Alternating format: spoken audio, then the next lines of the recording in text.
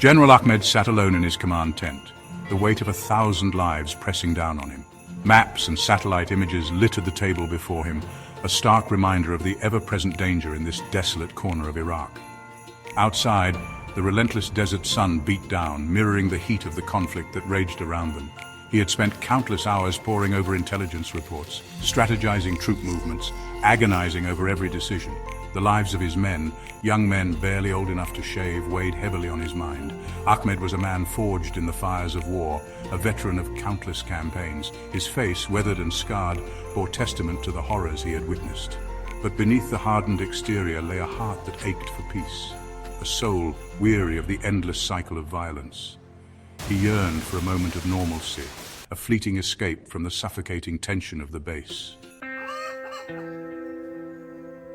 A flicker of hope arose when a local village elder requested his presence. A simple gesture, an invitation to share tea and discuss the needs of the community.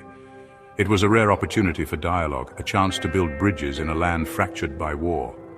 The elder promised a safe passage, a guarantee backed by generations of mutual respect.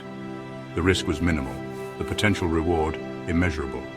Despite the gnawing unease in his gut, Ahmed decided to go. Perhaps it was the naive hope of a soldier yearning for a semblance of peace. Perhaps it was the exhaustion clouding his judgment.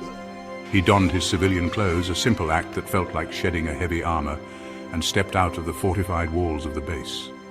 A wave of relief washed over him as he breathed in the open air, the vastness of the desert sky, a stark contrast to the confines of his command tent. The air, thick with the scent of dust and spices, was shattered by the deafening roar of an explosion. The ground shook beneath his feet as a blinding flash of light momentarily erased the world around him.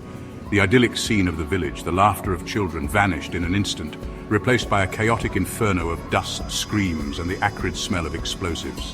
Ahmed, his ears ringing, staggered back, his senses struggling to make sense of the carnage unfolding before him.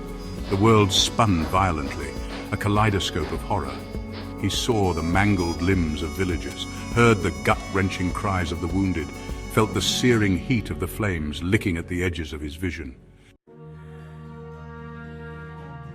The world snapped back into focus, the ringing in his ears replaced by a deafening silence.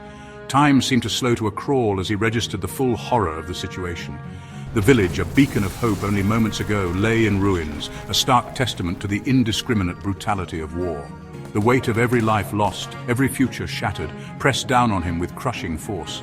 This wasn't a strategic loss on a battlefield, it was a massacre, a senseless act of violence that had ripped the heart out of a community. As the dust settled and the echoes of the explosion faded into the distance, General Ahmed knew that some wounds would never heal. The scars of this day, etched deep in his soul, would forever haunt him, a chilling reminder of the true cost of war.